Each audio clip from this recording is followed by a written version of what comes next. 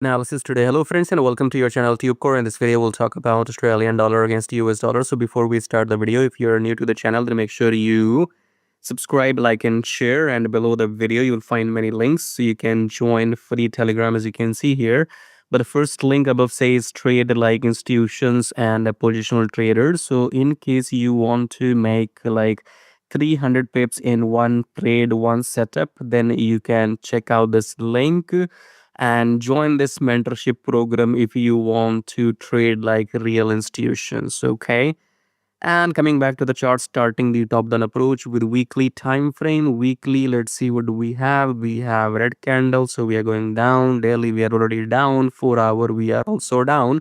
Look for shorts after pullback. That's AUDUSD for you. But do join this mentorship program if you want to know when to exactly enter, when to exit, and other stuff like institutions. Okay, remember one thing here: institutions don't come and trade every day. They enter when they want to move the market. All of that you will get to know when you join the program. Subscribe, like and share. I'll see you in my next. Till then, take care.